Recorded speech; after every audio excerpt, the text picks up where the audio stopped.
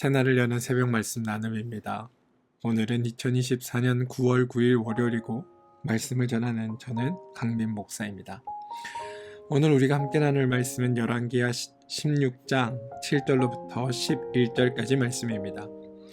말씀은 열왕기하 16장 7절로부터 11절까지만 봉독하지만 말씀의 범위는 열왕기하 16장 전체입니다. 여러분들 시간 되실 때 열왕기하 16장 1절로부터 20절까지 말씀을 꼭 읽어봐 주시길 부탁드립니다. 아하스가 아스루 왕 디글랏 빌레셀에게 사자를 보내 이르되 나는 왕의 신복이요 왕의 아들이라. 이제 아람 왕과 이스라엘 왕이 나를 친히 청하건대 올라와 그 손에서 나를 구원하소서 하고, 아하스가 여호와의 성전과 왕궁 곳간에 있는 은금을 내어다가 아스루 왕에게 예물을 보냈더니 아스루 왕이 그 청을 듣고 올라와서 다메섹을 쳐서 점령하여 그 백성을 사로잡아 기르로 옮기고 또 르신을 죽였더라. 아하스 왕이 아스루 왕 디글랏 빌레셀을 만나러 다메섹에 갔다가 거기 있는 제단을 보고 아하스 왕이 그 제단의 모든 구조와 제도 양식을 그려 제사장 우리야에게 보냈더니, 아하스 왕이 다메섹에서 돌아오기 전에 제사장 우리야가 아하스 왕이 다메섹에서 보낸 대로 모두 행하여 제사장 우리야가 제단을 만든지라. 열왕기하 16장 7절로부터 11절까지 말씀입니다.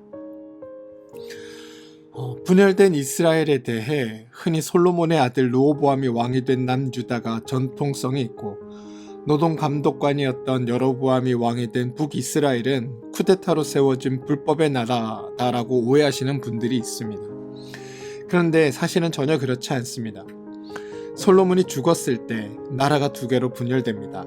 이때 나라를 두 개로 갈라지게 하신 분, 자그마치 10개의 지파를 분리해서 새로운 나라, 새로운 왕으로 여로보암을 세우신 분은 하나님이십니다. 여로보암은 반역자가 아닙니다. 하나님이 세우신 왕입니다. 하나님이 다윗을 기름 부어 이스라엘 왕으로 세우신 것처럼 하나님이 여로보암을 기름 부어 이스라엘 왕으로 세워주셨습니다. 그래서 굳이 정통성이라는 이 관점에서만 보면 오히려 정통성은 북왕국에 있다라고 보아야 합니다. 남왕국의 르호보암은 하나님과는 아무 상관이 없습니다. 하나님이 르호보암을 선택하신 적도 없고 기름 부은 적도 없기 때문입니다. 사울이 죽은 뒤에 하나님에 의해 왕이 된 다윗이 반역자가 아니었듯이 솔로몬이 죽은 뒤에 하나님에 의해 왕이 된 여로보암은 반역자가 아닙니다. 따라서 남왕국이 정통이 아니고 북왕국이 반역의 나라가 아닌 겁니다. 제가 이 말씀을 드리는 까닭은 우리가 가지고 있는 기본적인 선입견을 좀 없애기 위해서입니다.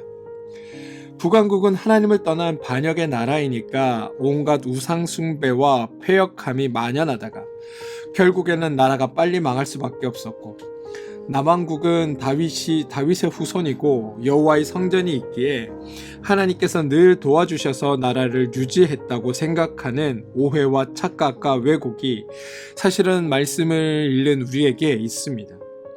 그런데 이것을 바로 잡고자 하는 겁니다.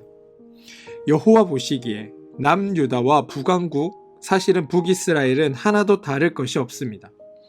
신앙이나 종교의 관점에서도 차이가 없습니다. 북이스라엘은 여로보암이 왕이 되는 순간부터 금송아지를 만들어 베델과 단에 두고 금송아지를 숭배하기 시작했습니다.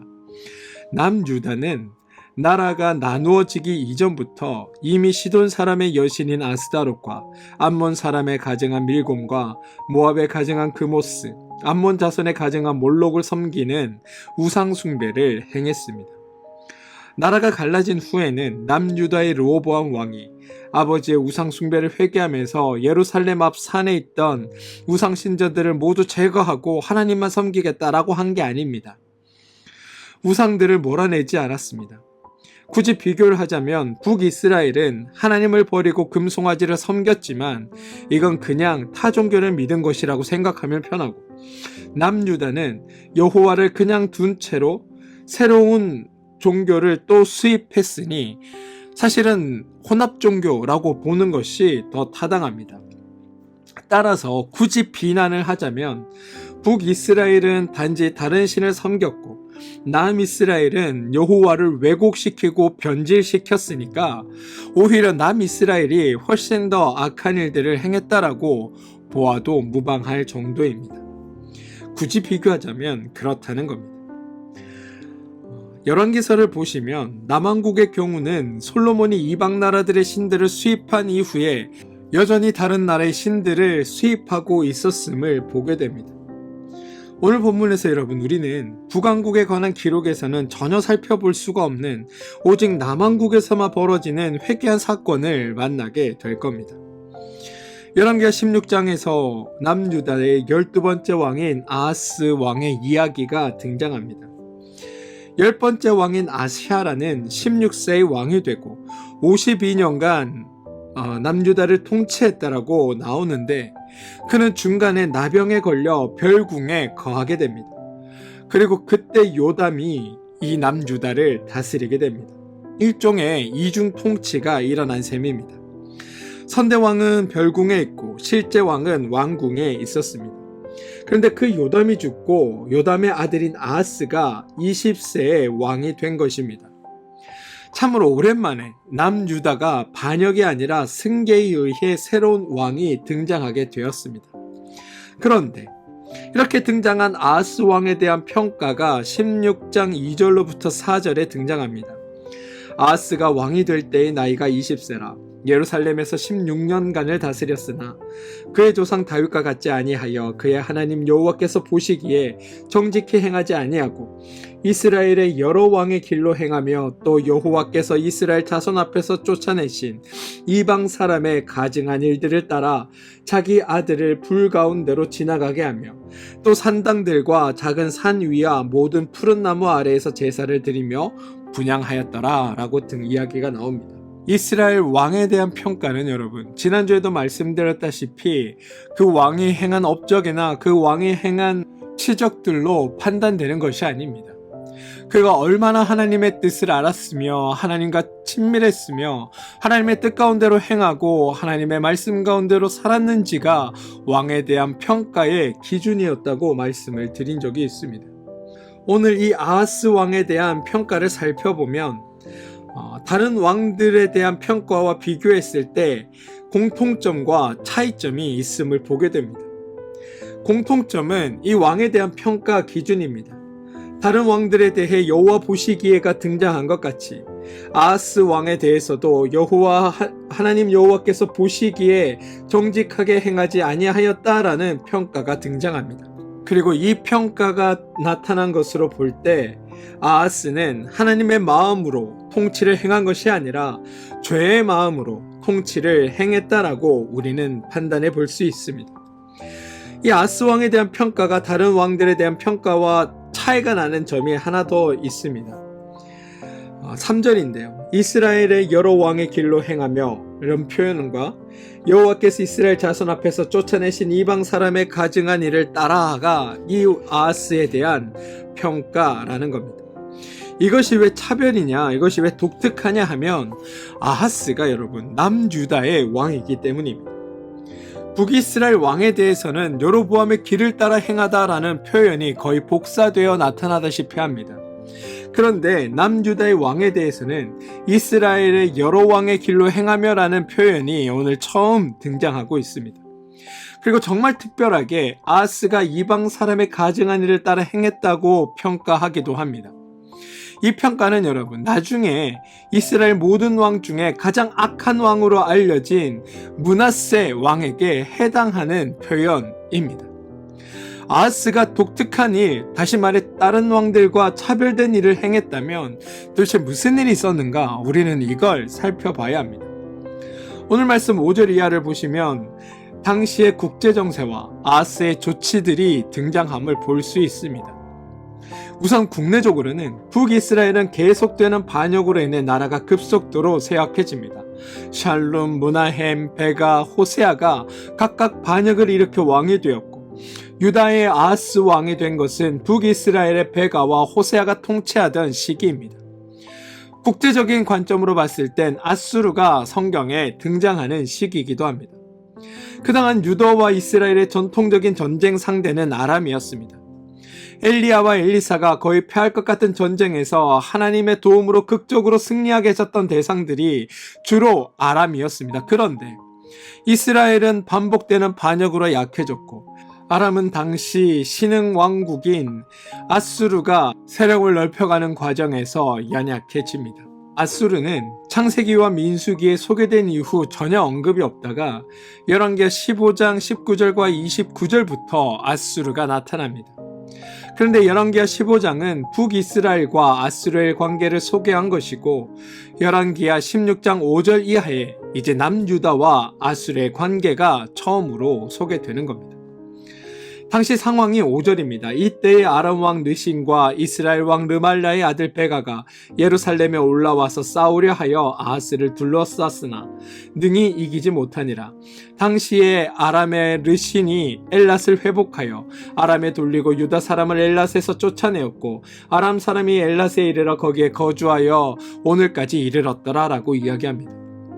아수르 위세에 눌린 아람과 이스라엘이 남유다를 공격했고, 유다로서는 겨우 버티고 있는데 매우 절박한 상황입니다. 이때 아하스 왕이 취한 조치가 7절과 8절입니다.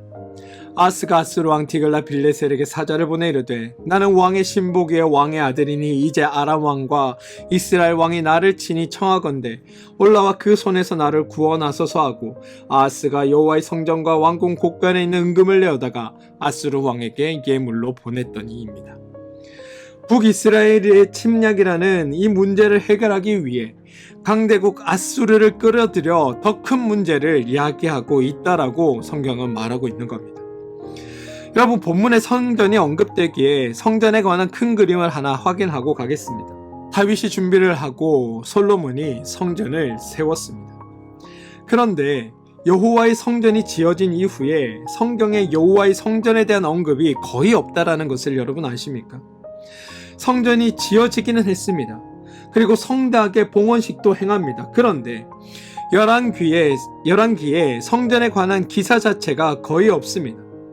다윗 후손들이 여호와의 성전에 나가 제사했다라는 언급도 없고, 유다의 기근과 질병이 들었을 때 여호와의 성전을 향해 기도했다라는 이야기도 없고, 유다가 이방의 침입으로 어려움을 처했을 때 여호와의 성전에 나가 여호와께 도움을 구했다라는 표현도 없습니다. 도대체 성전이 어디 있습니까? 성전이 있다는 것이 무슨 의미가 있습니까? 아하스는 여호와께 도움을 구한 것이 아닙니다. 성전을 향해 여호와여 나를 도와주시옵소서, 우리를 구원하소서라고 기도한 것이 아니라 아수르의 왕인 디글라 빌레셋에게 청하건대 올라와 그 손에서 나를 구원하소서라고 이야기합니다. 여호와는 디글라 빌레셀보다 쓸모없는 존재가 되었고, 여호와의 성전은 종교적인 역할을 하지 못한 채 그냥 다른 왕들에게 요청을 구할 때 무언가를 내어주는 금고의 역할만 하고 있다는 겁니다. 여러분, 우리는 지금 성경이 매우 신랄하게 남유다, 더 나아가 이스라엘의 신앙을 조롱하고 있다는 사실을 눈치채셔야 합니다. 여호와의 성전이 지어졌는데 그곳에서 여호와를 향한 어떤 일도 행해지지 않습니다. 도리어 성전을 지은 사람의 후손들이 직접 성전의 금을 약탈하고 있습니다. 또 하나 성경이 신랄하게 지적하고 있는 것은 성전에서 계속해서 금이 약탈될 정도로 성전은 계속 금을 끌어모았다라는 겁니다. 여호와의 성전이 백성들을 위한 여호와의 은혜의 사역의 역할로서 전혀 사용되지 않고 있음에도 불구하고 어떠한 빌미로 계속하여 금과 은을 끌어모아 성전 안에 쌓아두고 있었다라는 겁니다. 다시 말해 여호와의 이름을 팔아 종교 장사를 하고 있고, 또 성전이라는 이름을 팔아 백성들을 농락하고 추악한 종교놀이를 하고 있었다는 겁니다. 성경이 대놓고 말하지 않고 완곡하게 표현하고 있지만 우리는 그 표현에 담겨있는 실체를 볼 수 있어야 합니다. 게다가 여러분 10절 이하를 읽어보시면 도무지 남유다가 정말 여호와를 섬긴 나라였는가 이거를 의심하게 만듭니다. 다들 아시다시피 남유다는 사실 솔로몬 시대부터 다양한 이방 신들을 수입하였고 그를 위한 신전이 지어졌습니다. 나라가 갈라지는 위기를 만났어도 여호와를 의지하려고 이방 신전을 부수고 이방 신을 쫓아낸 게 아니라는 겁니다. 그들은 여전히 이방 신을 섬기고 있었습니다. 심지어 나라에 어려움이 있을 때 왕이 구하지 않을지라도 하나님의 은혜로 하나님이 다윗과 맺은 언약을 기억하여 오직 하나님의 신실함에 근거하여 유다를 도와주고 있었지만 유다는 그럼에도 이방 신을 버리지 않았다는 겁니다. 통일 왕국 시대나 분열 시대나 구분 없이 북왕국이나 남왕국이나 구분 없이 이스라엘은 언제나 유일신 여호와를 섬기는 나라가 아니라 여러 많은 신들을 섬기는 나라였습니다. 그리고 신흥 강대국이 등장하여 화친할 필요가 생기자 또 그 나라의 신을 수입하고 그 신을 위한 신전을 또 새로 짓습니다. 여러분, 무지한 백성들이 그 신에게 미혹되어 우상을 섬기는 것이 아닙니다. 어리석은 백성이 사교에 빠지는 것이 아닙니다. 한 나라의 왕이 하나님의 통치하심을 본받아 하나님의 뜻 가운데 하나님의 말씀에 근거하여 이스라엘을 통치할 왕으로 부름받은 자가 다윗의 후손이라고 자랑하는 왕이 직접 나서 다른 이방 신들을 수입하여 그 나라의 신을 섬기는 일을 행했다라는 게 성경의 고백이라는 겁니다. 12절을 보시면 여러분, 왕이 다메섹에서 돌아와 제단을 보고 제단 앞에 나와 그 위에 제사를 드리되 자기의 번제물과 소제물을 불사르고 또 전제물을 붓고 수은제 짐승의 피를 제단에 뿌리고라고 이야기 나옵니다. 무슨 말이냐면 여호와의 성전에서는 제사 한번 드리지 않던 유다의 왕이 외국에 갔다가 돌아오자마자 이방 신전으로 들어가 제사를 드렸다라고 이야기합니다. 그것도 번제와 소제와 전제와 수은제 등 각 양의 제사를, 모든 양의 제사를 다 동원하여 그 신을 높였다라고 말하고 있다는 겁니다. 그럼 왕만 우상 숭배에 적극적이었을까요? 그것도 아닙니다. 이 남유다의 타락은 그거보다 더 심각합니다. 10절 이하에 보시면 여러분, 아하스 왕이 이방 신전의 설계도를 보낸 상대가 누굽니까? 바로 제사장 우리야였습니다. 이 제사장 우리야는 여러분, 놀랍게도 여호와를 섬기는 제사장입니다. 그런데 여호와를 섬기는 제사장이 왕이 다른 신전의 설계도를 보내자 왕이 시여 이러면 안 됩니다라고 왕을 만류한 것이 아니라 직접 그가 그 설계도대로 이방 제단을 만들었다고 오늘 성경은 이야기하고 있다는 겁니다. 뿐만 아닙니다. 거기에 그친 것이 아니라 아예 여호와 성전을 무력화시키는 일에 앞장섭니다. 14절부터 보시면 여러분, 또 여호와의 곧 성전 앞에 있던 놋제단을 새 제단과 여호와의 성전 사이에 옮겨다가 그 제단 북쪽에 그것을 두니 아하스 왕이 제사장 우리야에게 명령하여 이르되 아침 번제물과 저녁 소제물과 왕의 번제물과 그 소제물과 모든 국민의 번제물과 그 소제물과 전제물을 다 이 큰 제단 위에 불사르고 또 번제물의 피와 다른 제물의 피를 다 그 위에 뿌리라. 오직 녹제단은 내가 주께 엿주리레만 쓰게 하라 하매 제사장 우리야가 아하스 왕의 모든 명령대로 행하였더라라고 이야기합니다.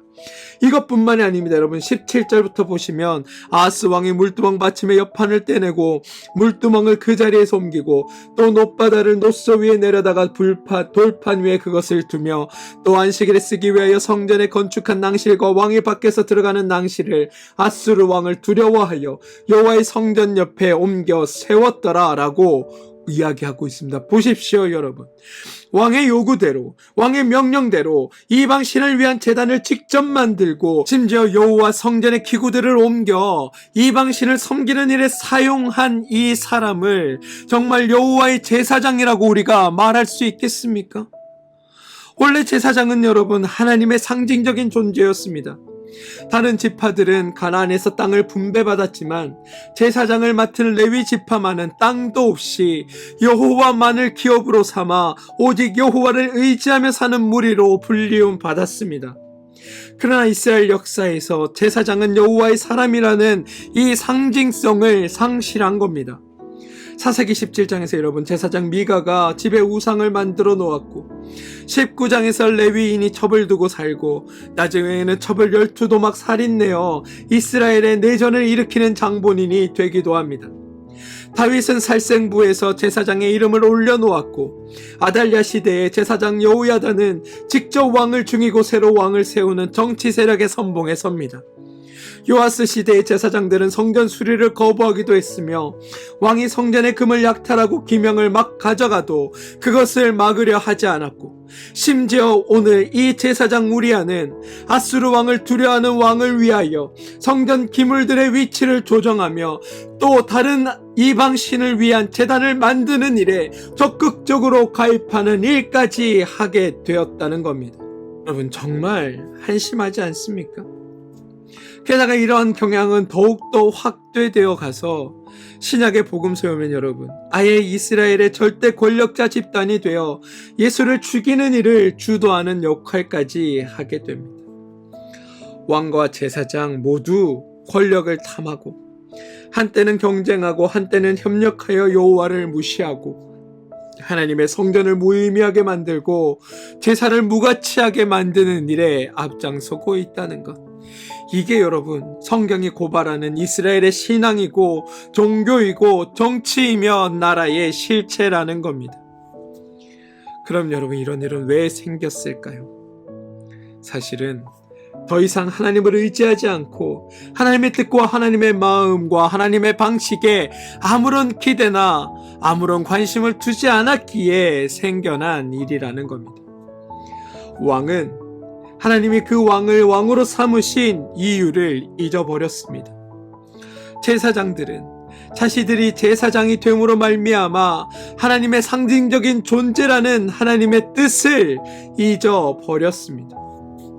다 그냥 자신들이 옳다고 여기는 대로, 다 자신들이 옳다고 여기는 편익대로 자신들의 유익만을 위해 행하는 자들이 왕이고 제사장이 되어버렸다는 겁니다. 하나님 나라 백성들의 평안과 행복을 위해 자신을 헌신해야 될 왕과 제사장이 오직 자기만의 이익과 자기만의 자리 지키는 것에 몰두하여 하나님 나라 백성들의 평안과 기쁨에는 아무런 관심도 없고 그냥 오늘의 나의 자리를 유지하는 것에 자신들의 최선을 다하고 있는 게 성경이 고발하고 있는 이스라엘의 왕과 신앙과 종교와 정치와 나라의 실체였다는 겁니다. 그런데 여러분, 이러한 모습이 우리에게는 없습니까? 세상의 자리에 얼마나 높은 자리를 차지하는지, 얼마나 많은 사람들에게 존경을 받으며 사는지, 얼마나 대단한 일을 하며 사는지, 우리 또한 여기에 더 많은 관심을 기울이고 살아가지 않습니까? 하나님의 뜻과 하나님의 관심과 하나님의 방식이 무엇인지에 관심 가지기보다 오늘 나에게 주어질 유익이 무엇인지, 오늘 나를 기쁘게 하고 오늘 나를 만족시키는 것에 우리는 더 많은 관심을 가지고 살아가고 있지는 않으냐는 겁니다.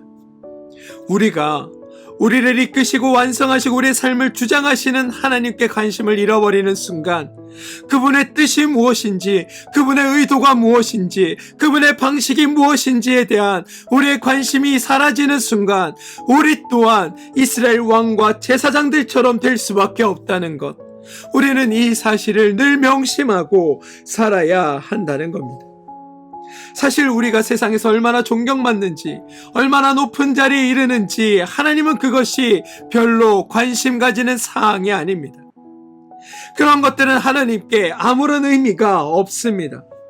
하나님께서 관심 가지는 건 하나, 우리가 말씀을 통해 하나님의 뜻과 하나님의 마음을 얼마나 알고 있는지, 그것을 통해 하나님을 온전히 따르는지 그러지 않는지만이 오직 하나님의 관심이라는 것을 우리는 기억하고 있어야 합니다. 우리에게 중요한 건 여러분, 우리가 세상에서 높은 자리를 차지하고 어마어마한 영향력을 세상 가운데 펼치는 것이 아니라 오늘 나의 삶에, 오늘 나의 이 삶의 자리에 하나님과 함께 동행하며 주님의 뜻을 묻고 주님과 함께 나가는 길을 걸어가는 것, 이것이 우리에게 훨씬 더 중요한 일이라는 것을 저는 여러분들이 기억해 주시길 소망합니다.